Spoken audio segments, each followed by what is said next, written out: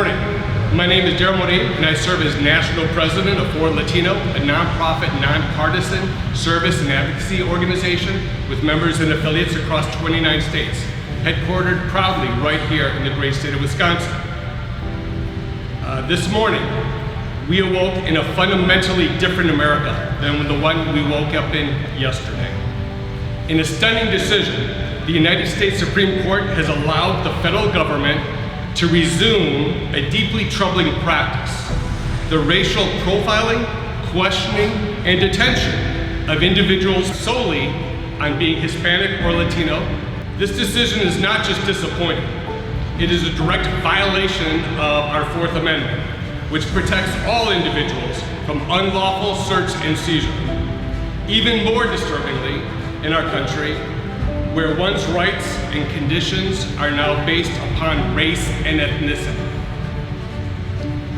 This policy took root earlier this summer in California, where teams of masked federal immigration agents began roving neighborhoods, stopping, questioning, and detaining individuals merely because they looked or sounded Hispanic.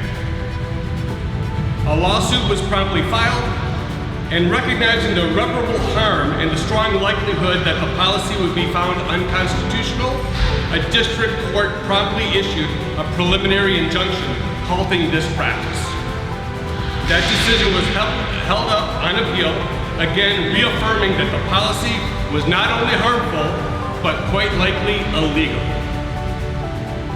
However, the federal government filed an emergency request to the United States Supreme Court, seeking to remove that injunction. And yesterday, the United States Supreme Court granted that request without any explanation, allowing the federal agents to once again resume these racially motivated detentions. The majority of the court issued no justification whatsoever for this decision, but Justice Brett Kavanaugh authored a concurring opinion that lays bare the court's troubling rationale. He argues the federal government's interests outweigh those of you, the individual of our country, when it comes to immigration enforcement. He minimizes the constitutional guarantees of due process and equal protection under the law. He claims that undocumented individuals have no due process rights, despite clear constitutional texts to the contrary. And shockingly, he asserts that U.S. citizens and legal residents would suffer only a mild inconvenience if randomly questioned, detained, and arrested by masked federal agents. This legal reasoning is illogical, indefensible, and profoundly un-American. While this ruling technically only applies to the 7 counties named in the original suit, its practical effect is much broader. It sets a dangerous precedent, opening the door for similar practices in all cities and states across our great nation. And let us be clear, justice delayed is justice denied. Even though this stay is temporary until a full trial can occur, the damage inflicted in the meantime on innocent individuals, families, and communities could last a lifetime. At the heart of this decision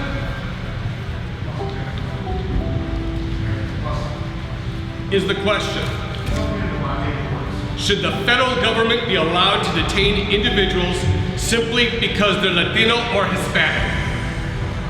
According to the Supreme Court, that answer is shockingly yes. According to Justice Kavanaugh, merely speaking Spanish, living in a Latino neighborhood, frequenting a Latino-owned business, or holding certain jobs, when combined with one's ethnicity, is enough to justify detention by the federal government. This is nonsensical.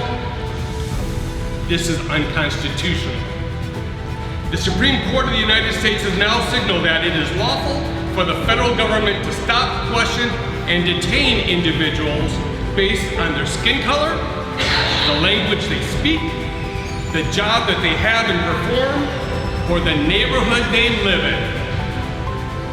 This is the new America that we all woke up in this morning. We must now all raise our voices louder than ever before. Our civil liberties, our freedoms, our human dignity are being eroded. And not gradually, but with the stroke of a pen and the silence from the highest court in our land. Make no mistake, this is not solely a Latino issue. It's an American issue. It's a constitutional issue.